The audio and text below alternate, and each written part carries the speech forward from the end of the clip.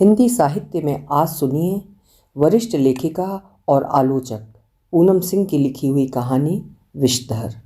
मेरी जुबानी। मैं हूँ सीमा सिंह। दिसंबर की गहराती शाम का अंधकार कमरे के भीतर रात की शक्ल में फैल चुका था। निर्मला देवी घुटने के दर्द से बेहाल होकर भी बार बार कमरे से निकलकर बालकनी पर खड़ी हो सामने की सूनी सड़क को देखने लगती थी। रात के 8 बज गए थे। सौम्या अभी तक बैंक से नहीं लौटी थी। उनका मन उद्विग्न हो रहा था। वे बार बार फ़ोन लगा रही थीं, लेकिन हर बार फ़ोन नॉन रीचेबल की रट लगाए था। वे परेशान हो रही थीं। जाड़े में अगल बगल के सभी घरों की खिड़कियां और दरवाजे बंद थे। निर्जन सड़क पर लैंप पोस्ट की पीली रोशनी में एक अबूझ सन्नाटा पसरा था। इक्के दुक्के मोटरसाइकिल जब गुजरते तो उन्हें लगता कि अब शायद सौम्या की स्कूटी भी दिखेगी, लेकिन उनकी प्रतीक्षा अंतहीन होती जा रही थी। बालकनी में खड़ी खड़ी वे अपने को कोसने लगीं। अपने मोबाइल में उन्होंने सौम्या के ऑफिस के किसी का नंबर क्यों नहीं सेव किया है? सौम्या की दोस्त वर्षा का नंबर तो उन्हें रखना चाहिए था। अगल बगल के घरों से भी वे अनजान हैं। क्या करूं, कहाँ जाऊं? फ़ोन क्यों नहीं लग रहा है? निर्मला देवी बेचैन हो गई थी। भीतर किसी अदृश्य हादसे की आशंका ने उन्हें अंधड़ की तरह झकझोर दिया था। क्या सौम्या अभी तक फील्ड में ही है? सौम्या ने 1 बजे दिन में उन्हें फ़ोन करके घुटने के दर्द का हाल पूछा था। शाम को लौटते हुए वो आयुर्वेदिक तेल लेकर आने की बात कही थी।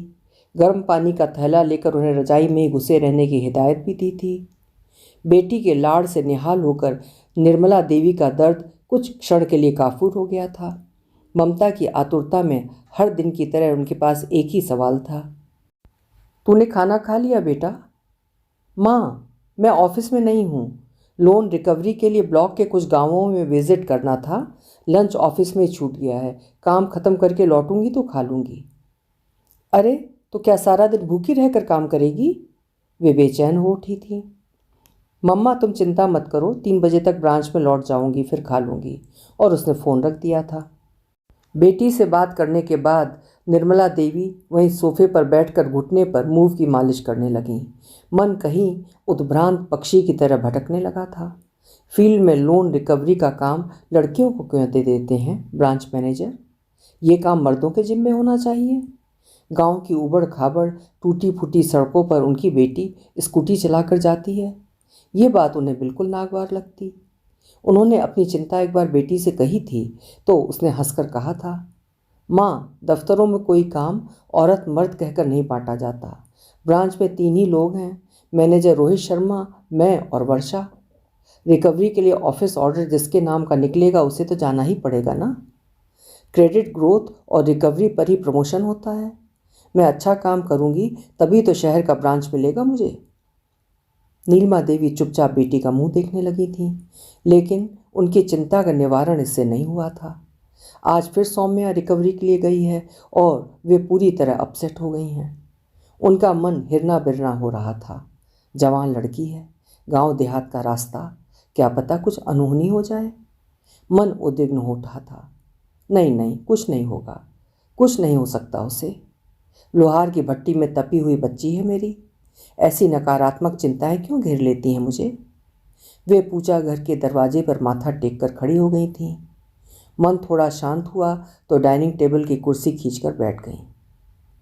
वहीं बैठे हुए उन्हें याद आया, 2 दिन पहले बैंक से लौटकर सौम्या इसी डाइनिंग टेबल पर जब उनके साथ शाम की चाय पी रही थी तो किसी ने फ़ोन किया था, जिसका जवाब देते हुए कह रही थी, रिन्यूअल नहीं हो सकता है लोन का। 7 वर्ष हो गए, 1 पाई भी बैंक को नहीं दिया गया है। हेड ऑफिस से फरमान आया है, 1 महीने में पूरा पैसा लौटाना है सूद के साथ। 5 मार्च तक खाता खुला रहेगा, फिर FIR का प्रोविज़न है। इसमें मैं क्या कर सकती हूँ शर्मा जी, बताइए।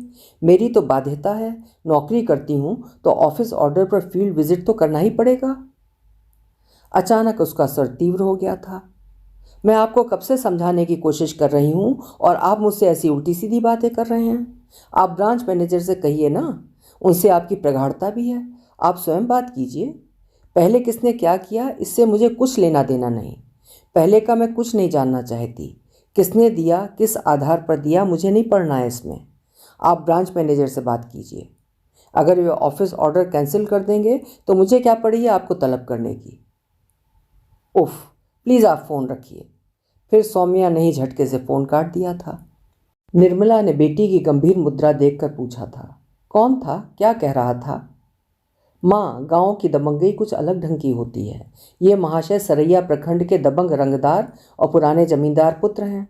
राजनेताओं से रिश्तेदारी बताकर सब पर धौंस जमाते हैं। हमारा ब्रांच इन्हीं के मकान में चलता है। मैनेजर से पुरानी दोस्ती है। मखाना की खेती, मछली पालन और कई महिला कुटीर उद्योगों के लिए इन्होंने कई कई नामों से बैंक से लाखों का लोन ले रखा है, जिसकी उगाही अभी तक नहीं हुई है। पहले मैन्युअली काम होता था तो बहुत कुछ आगे पीछे का काम लोग करते थे। अब कंप्यूटराइज सिस्टम से हर दिन का अपडेट मेन ब्रांच को भेजना पड़ता है। अभी हेडक्वार्टर से जब पीछे का ऑडिट हुआ है तो हमारे मैनेजर पाँव में फ्रैक्चर का मेडिकल लीव लेकर 2 महीने की छुट्टी पर चले गए हैं, वर्षा को चार्ज देकर। हमें इसी बीच रिकवरी करके देना है। ये हम दोनों के लिए चैलेंजिंग टास्क है, लेकिन हम कर लेंगे। निर्मला देवी का मन छनक गया था। लेकिन ऐसे लोगों से मुंह लगना ठीक नहीं बेटा। समय बहुत खूंखार है और इनके भीतर अच्छी सोच नहीं होती। ओ माँ, इसी सोच को तो बदलने की ज़रूरत है। हम इनकी धौंस से डरेंगे तो काम कैसे करेंगे? वर्षा इस व्यक्ति से बहुत पहले से खार खाई हुई है। वो जब 2 साल पहले इस ब्रांच में आई थी, इस व्यक्ति से उसका सामना बड़े बेढंगे रूप से हुआ था। वो सेफ रूम के पेमेंट काउंटर पर थी, तभी ये आया था। लंबी लाइन तोड़ते हुए सीधे सामने सेफ रूम में प्रवेश कर गया। उसे भीतर देखकर वर्षा ने कठोर स्वर में पूछा, आप कौन हैं? सीधे इस रूम में कैसे आ गए? माल चाहिए इसलिए आ गया। क्या? वर्षा चीख पड़ी थी। Get out. अरे मैडम, आप अभी नई आई हैं इसलिए मुझे नहीं जानती। जान जाइएगा तो अपने व्यवहार पर मुझसे क्षमा मांगिएगा। आपके बैंक में 50% से अधिक मेरा फिक्स डिपॉजिट है। अपना पैसा मांगने पर इतना गुस्सा क्यों? और वो कुटिलता से मुस्कुराने लगा था। वर्षा आपे से बाहर हो गई थी। पहले आप बाहर निकलिए, फिर अपना परिचय दीजिएगा। बाहर आप नहीं निकाल सकती मैडम, हमेशा भीतर बैठकर ही काम कराता हूँ। और वो रिटाई से कुर्सी खींचकर बैठ गया था। लेकिन वर्षा कहाँ मानने वाली थी। उसने इस व्यवहार पर हंगामा मचा दिया। मैनेजर साहब दौड़ते हुए आए और माफ़ी मांगते हुए शर्मा जी को बाहर ले गए।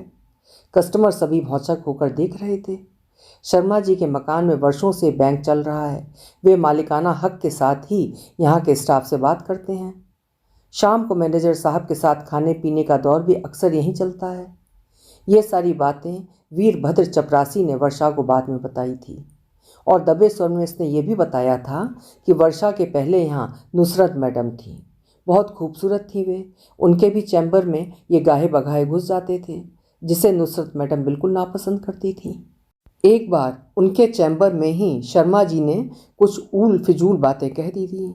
मैडम, आपके घर में लड़कियां बुर्के में रहती हैं और आप जीन्स टॉप पहनती हैं।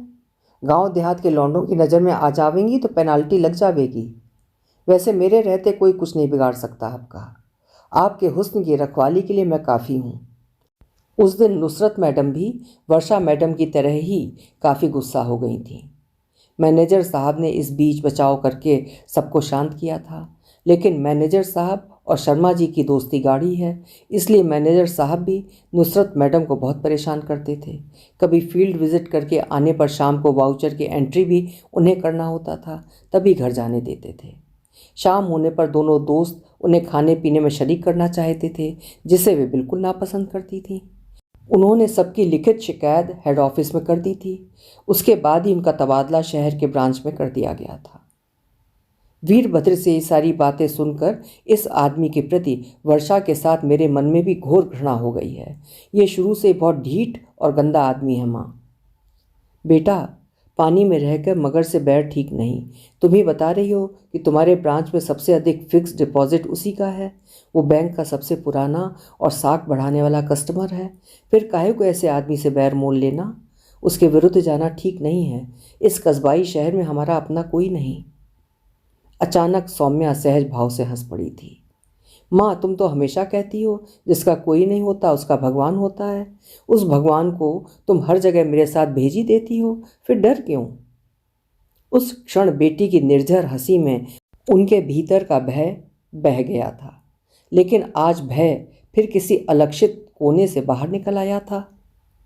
3 बजे के बाद निर्मला देवी ने फिर फोन लगाया था, ये सोचकर कि सौम्या फील्ड विजिट से ब्रांच में लौट आई होगी, लेकिन स्विच ऑफ सुनकर वो निराश हो गई। फिर थके मन से सोफे पर ही आंखें बंद करके लेट गईं। पूरी दोपहर उनके भीतर अतीत जीवी स्मृतियों की कई खिड़कियां खुलती और बंद होती रही थीं। जोरी हाट कस्बा के इस छोटे से किराए के मकान में बेटी के साथ रहते हुए उन्हें 1 वर्ष हो गया। सौम्या की नौकरी ज्वाइन करने पर जब वे इस घर में पहली बार आई थीं तो उनका मन बहुत तरह की आशंकाओं और दुश्चिंताओं से घिर गया था। ठेठ ग्रामीण इलाका है, इस जर्जर इलाके में कैसे रह पाएगी सौम्या? सौम्या माँ के मन की उधेड़-बुन ताड़ गई थी। उसने माँ को बाहों में भरकर कहा था, ग्रामीण बैंक की पहली पोस्टिंग है माँ, गांव में आना ही था। अच्छा काम करूंगी तो शहर का ब्रांच जल्दी ही मिल जाएगा। गवर्नमेंट जॉब की रट थी तुम्हारी, इसीलिए तो ज्वाइन कर लिया। तुम चिंता मत करो, मैं यहाँ बहुत मज़े में रहूँगी, तुम हो ना मेरे साथ। निर्मला देवी ने बेटी के माथे पर स्नेहपूरित हाथ रख दिया था। उनकी आंखें छलछला आई थीं। उनकी तरह ही उनकी बेटी भी दुख गोड़ना सीख गई है। पितृहीन सौम्या ने माँ के जीवन के दुख और संघर्ष को बचपन से देखा था। इस दुख ने उसे मांझा था। जीवन के मझधार में रिश्तों की कोई पतवार जब उनके हाथ नहीं थी, उन्होंने अपनी नन्ही सी बेटी को कलेजे से लगाकर कहा था, तू ही मेरी पतवार है। दुर्धर्ष लहरों के बीच मैं तुझे लेकर खड़ी हूँ, मेरा हौसला टूटने मत देना मेरी बच्ची। और सौम्या ने माँ के इस हौसले को कभी कातर नहीं होने दिया, हमेशा एक संबल की तरह थाम कर रखा। उन्हें याद आ रहा था, सौम्या बैंक की परीक्षा उत्तीर्ण कर जब पहले दिन नौकरी ज्वाइन करने जा रही थी तो उन्होंने दही का टीका लगाते हुए कहा था, नौकरी का पहला दिन है बेटा, भगवान के आगे सर झुका कर जा। वो माँ के चरणों में झुक गई थी। मेरा भगवान तुम हो माँ, दूसरे किसी भगवान को मैंने आज तक नहीं देखा। और उन्हें चूम कर हाथ हिलाती सीढ़ियाँ उतर गई थी। निर्मला देवी बालकनी में खड़ी हो देर तक उस सड़क की ओर देखती रही थीं, जहाँ से पहली बार अपनी आत्मनिर्भरता का बोध लिए उनके हाथों पली बढ़ी बेटी अपना स्वत्व हासिल करने निकली थी। निर्मला देवी की आंखों में वे सारे दृश्य जैसे लहरों की तरह आवाजाही करने लगे थे। आंखों में बीते समय का एक लंबा कालखंड अचानक साकार हो उठा था। भरी जवानी का वैधव्य, गोद में 3 महीने की नन्ही सी जान, पति को खा जाने और बेटी जनने के अक्षम्य अपराध के कारण बात बात पर सासू माँ और जेठानी की निर्मम झिड़कियाँ, शान चढ़ी त्योरियाँ, आग उगलते शब्द और उस दुर्दांत समय के बीच कोल्लू के बैल की तरह सुबह से रात तक चौके चूल्हे में अकेली खटती मरती उनकी अनथकी देह, बेआवाज़ रुलाई। आज भी उनके भीतर संगवार की तरह वो दर्द सांसों में रिसता रहता है। पति के काल कलवित होते ही वो प्यारा सा घर उनके लिए कारावास हो गया था। उसका कोई कोना उनका अपना नहीं रह गया था। वहाँ हर दिन नई यातनाएं थीं, अभाव और दर्द का ये नया तजुर्बा था। उनकी छोटी सी बच्ची जब भूख से रोती तो न छाती में दूध होता न भगोने में। जेठानी नाप जोक कर हर चीज़ मंगवाती और अपने पति बच्चों के साथ तृप्त होकर पीठ पीछे फेर लेती। सब कुछ देखकर भी सासू मां अनजान बनी रहती। वे चौके में सबके लिए खाना बनाती और सबके खाने के बाद पतीला पोंछकर खुद खाती। उपेक्षा, तिरस्कार और दिन भर की वंचना को अपनी सांसों में जब्त किए जब वे रात को अपनी बेटी को कलेजे से लगाती, आंखें जैसे समंदर की तरह उफरने लगती थीं। उस निःशब्द आर्तनाद से कमरे की हर चीज़ भूकंप से हिलने लगती थी। माँ के आंसुओं से तरबतर चेहरे को देखकर उनकी छोटी सी बच्ची भी सुबह उठती। निर्मला देवी के भीतर भूगे हुए दुख का एक एक पल जैसे तहाया हुआ नासूर का फोड़ा है जो कभी भी टपकने लगता है। घुटने के दर्द से बेहाल निर्मला देवी की आंखों में आज अतीत और वर्तमान एक साथ गड्ढमड्ढ हो रहे थे। एक और उनका ध्यान बेटी की ओर लगा था जो फील्ड में भूखी प्यासी लोन उगाही कर रही थी, तो दूसरी ओर अतीत की स्मृतियां उन्हें गमगीन कर रही थीं। विवाह के 2 वर्ष बाद ही पति उन्हें बेसहारा छोड़ गए थे। उनके चारों ओर गहन अंधकार था। उनके लिए मायके का द्वार बंद था क्योंकि वहाँ सौतेली माँ का अकेला राज था। पिता उस घर में एक निर्वासित आत्महीन व्यक्ति की तरह थे। सौम्या को लेकर कहाँ जाती हुए? पतिविहीन घर में वे बिना सांस लिए हिलती डोलती एक ऐसी काया थी जिसके पास प्रताड़ना के विरुद्ध प्रतिरोध का कोई शब्द नहीं था। जेठ के कारोबार में उनके छोटे भाई का भी हिस्सा है, ये वे कभी नहीं कह सकती थीं, क्योंकि इलाज ना किए जाने से तिल तिल कर अपने पति का मरना उन्होंने देखा था। सबके मुंह से ये भी सुना था कि उनकी बीमारी के कारण ही पैसा पानी की तरह बहा और कारोबार में इतना नुकसान हुआ। जबकि हकीकत ये थी कि विनोद की मृत्यु के 2 महीने बाद ही कंपनी बाग में जेठ जी की होजियरी होलसेल की एक नई दुकान बहुत तामझाम से खुली थी। पहले वाली दोनों दुकानों का भी रीमॉडलिंग कराया गया था। क्या ये मृत भाई के इंश्योरेंस का पैसा था? निर्मला देवी कभी पूछ नहीं पाई। एक विवल लहर की तरह उनके भीतर ही उठती और भीतर ही समा जाती थी। वैसे में दुख उन्हें थामता और वे दुख को थामती। दुख बहता, थमता और जम जाता। धीरे धीरे उनके दुख से उनकी बेटी का भी एका होता गया। उनकी नन्ही सी बेटी सौम्या माँ को पड़ने वाली गालियाँ सुनती, माँ के बहते आंसुओं को देखती वो बड़ी होने लगी, लेकिन उसके भीतर एक अदृश्य ज्वालामुखी धुआने लगा था जिसे निर्मला देवी नहीं देख पाई थी। वो ज्वालामुखी उस दिन फूटा जिस दिन जेठ की नशेमंद आंखों में निर्मला देवी के लिए कामनाओं का एक हिंसक ज्वार उठा था। वे उस रात उनके कमरे में प्रवेश कर गए थे जब सासू माँ और जेठानी ननद के घर शादी में गई हुई थी। उनके कानों में गर्म शीशे की तरह पिघलते हुए शब्द आज भी झुरझुरी पैदा कर देते हैं। बलिष्ठ बाहों का वो बंधन और नशे के ज्वार में लड़खड़ाते हुए अंगार भरे शब्द। नीलू, तुम्हारा ये दहकता रूप मुझे चैन नहीं लेने देता। बहुत दिनों से उपवास कर रहा हूँ, पर तुम आंख उठाकर भी नहीं देखती। बगल से गुजरती हो तो लहक उठती है मेरी रूह। मेरी आत्मा में समा जाओ तुम, रानी बनाकर रखूँगा। विनोद का भाई हूँ, कोई गैर नहीं। नागपाश की तरह जकड़ी उनकी बाहों में वे छटपटा रही थीं, लेकिन झकझोरी जाती देह को जैसे किसी अंधड़ ने जकड़ रखा था। उसके थपेड़ों को झेलती वे बेदम सी हो गई थीं। तभी एक लंबी चीख के साथ अचानक वो कठोर भुजबंद ढीला पड़ गया। 5 साल की बच्ची सौम्या ने पिशाच के कंधे को अपने दूधिया दांतों से चबा डाला था। उसी पल नर पशु के झन्नाटेदार तमाचा से चकर गिन्नी की तरह नाच कर वो पलंग के नीचे जमीन पर छितरा गई थी। आह! निर्मला देवी के कलेजे में जैसे कोई पुराना नासूर टीस गया। लाल रक्त से आरक्त सौम्या का वो लहूलुहान चेहरा उनके जीवन का सबसे बड़ा हादसा था। हाँ, याद है उन्हें, अच्छी तरह याद है। उस रात उनके पाँव के नीचे एक नई ज़मीन पैदा हुई थी। साहस और संकल्प ने उन्हें कंधा देकर उठाया था। वे एक नन्ही सी उंगली को पतवार की तरह थाम कर तेज लहरों के बीच जिंदगी को चुनौती देती उतर गई थीं। कैसी खौफनाक थी वो रात और आगे का सफ़र। उन्हें वे दिन याद आ रहे थे जब बेटी को कलेजे से लगाए एक अनजान शहर की सड़कों और गलियों में पेट के बल घसीटती हुई वे ज़िंदगी को और ज़िंदगी उन्हें आजमाने में लगी थी। उन दोनों गुरुद्वारे के लंगर में महीनों तक खाकर ज़िंदगी का पता ढूंढती वे कहाँ कहाँ नहीं भटकीं। घर से बाहर की दुनिया बहुत बड़ी थी, लेकिन इतनी बड़ी दुनिया में उनका कोई ठौर नहीं था। ठौर दिया परमिंदर बीजी ने, जिनका दिल इस दुनिया से बहुत बड़ा था। वह समूची पृथ्वी के लिए जगह थी। उन्होंने सौम्या को कलेजे से लगाकर कहा था, आज वाहे गुरु का सच्चा सौदा मिला है मुझे, मैं निहाल हो गई। मेरे लिए गुरु ग्रंथ साहब का सजीव आखर है नीलू। देख, अपने स्लेट पर इसने जो आड़ी तिरछी रेखाएं खींची हैं, यही जीवन है। सरल रेखा में कभी परिभाषित नहीं होता ये जीवन। दुनिया में बहुत दुख है बेटा, लेकिन दिल छोटा नहीं करते। गुरु नानक ने कहा है, इस जीवन का सौदा हमेशा सच्चा करना चाहिए।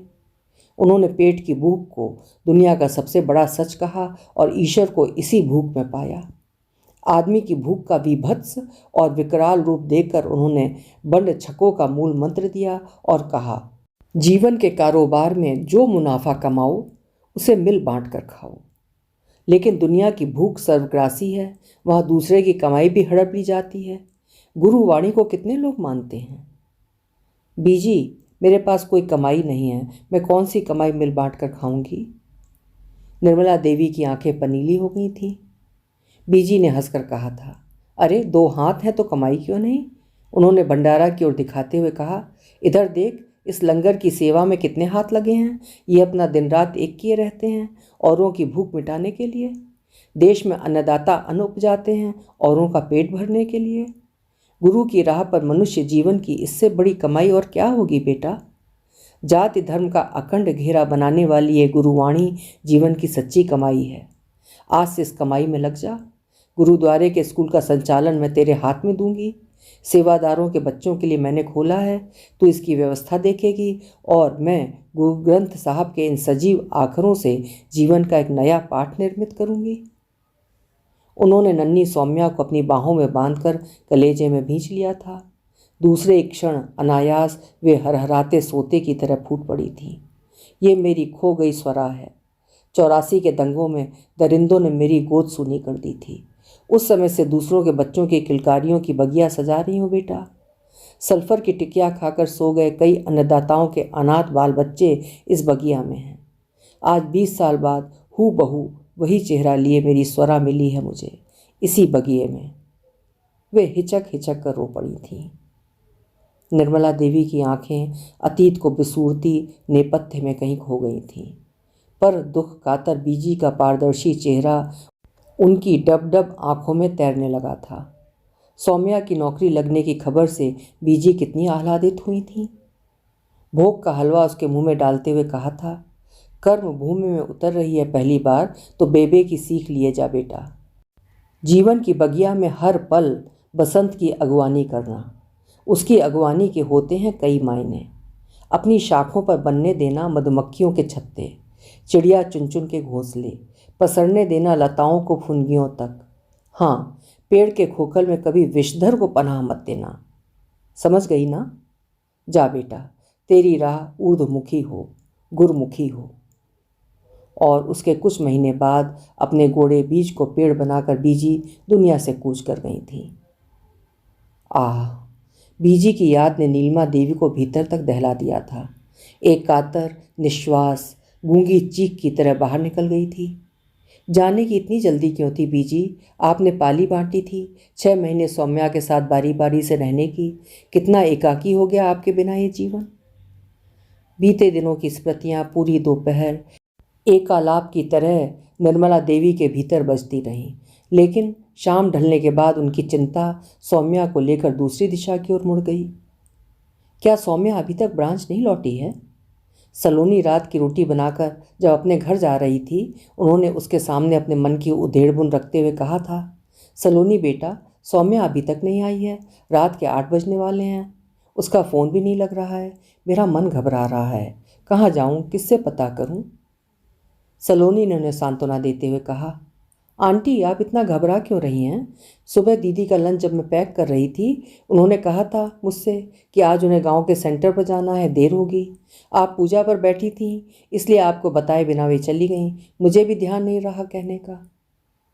ये तो ठीक है बेटा, लेकिन दोपहर को उसने गांव के सेंटर से मुझे फ़ोन किया था।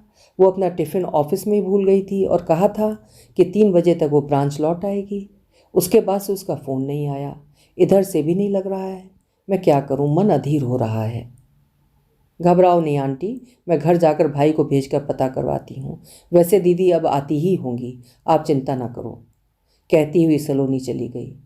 उसकी बात से उन्हें थोड़ी देर के लिए राहत जरूर मिली, लेकिन सामने की दीवार पर टिक टिक करती घड़ी की सुई को देखकर उनकी धड़कन फिर तेज होने लगी थी। एक उद्भ्रांत मनस्थिति में वे बार बार कमरे से निकलकर बालकनी पर खड़ी हो सूनी सड़क को देखती, फिर कमरे में लौट आती। 8 से जब 9:30 पर घड़ी की सुई चली गई, वे एक आवेग में घर का दरवाज़ा खोलकर बाहर निकल गई। दिसंबर की ठंडी रात और घुटने का दर्द, सब कुछ उनके आवेग के आगे हल्का हो गया था। उनकी चेतना शून्य में समाती जा रही थी। रगों में खून जैसे जमता जा रहा था। एक निशब्द हाहाकार उनके भीतर फूट पड़ा था। सौम्या मेरी बच्ची, कहाँ हो तुम? माँ माँ, आंखें खोलो। दूर से कोई आवाज़ उनके कानों से टकराई थी। सांसों की महक से जैसे जीवन लौटा हो उनमें। निर्निमेष 2 आंखें उनके चेहरे पर झुकी हुई थीं। माँ, कहाँ रह गई थी मेरी बच्ची? सूखे कंठ से शब्द जैसे हिचकी ले रहे थे। सौम्या ने विवल होकर माँ को कलेजे में भींच लिया। एक निशब्द आलाप उसके भीतर फूट पड़ा था। इतनी ठंड में निर्जन सड़क पर माँ मुझे ढूंढने निकल गई, अगर कुछ हो जाता तो। वो तड़प कर पागलों की तरह माँ को चूमने लगी थी। निर्मला देवी अबूझ सी स्थिति में डूबती उतराती आंखों से बेटी को देख रही थी। सौम्या उनके पैताने बैठकर धीरे धीरे उनके सर्द पैरों को सहलाती हुई बेआवाज सांसों की आवाजाही में वो सब कह रही थी जो आज घटित हुआ था। बिना आवाज के अनगिनत शब्द दृश्य की तरह एक निशब्द खामोशी में तैरने लगे। माँ, याद है ना तुम्हें, बीजी ने नौकरी पर आते हुए मुझे एक सीख दी थी, छतनार पेड़ बनना, लेकिन खोखल में कभी विषधर को पनाह मत देना। मुझे नहीं मालूम माँ, बीजी की वो सुंदर सीख गांव की जीविका दीदी तक कैसे प्रसारित हो गई। आज जीविका दीदी समूह ने शर्मा जैसे विषधर का फन कुचल कर जिस तरह बीच सड़क पर घसीटते हुए उसे अधमरा कर दिया, उसे देखकर पूरा गांव स्तब्ध था। पता है तुम्हें, डर को मात देकर ये साहसिक कार्य किसने किया माँ? वो एक नाबालिग लड़की चंपा है, जिसके साहस ने खोखल से विषधर को निकालकर घुटनों के बल झुकाकर सबके सामने थूक चटवाई है। लोन का दोहन और स्त्री देह का शोषण करने वाला रंगदार भुवन शर्मा आज अपनी औकात जान गया है। अब वो कभी किसी औरत की ओर आंख उठाकर देखने का साहस नहीं करेगा। किसी गरीब के नाम पर लोन लेकर उसे खून के आंसू नहीं रुलाएगा। मैं तुम्हें फ़ोन पर ये सब नहीं कह सकती थी माँ, फिर सारा दिन थाना, पुलिस, मेडिकल, उफ, क्या क्या नहीं झेला। और जब घर मुँहा होकर लौटी तो तुम्हें इस रूप में।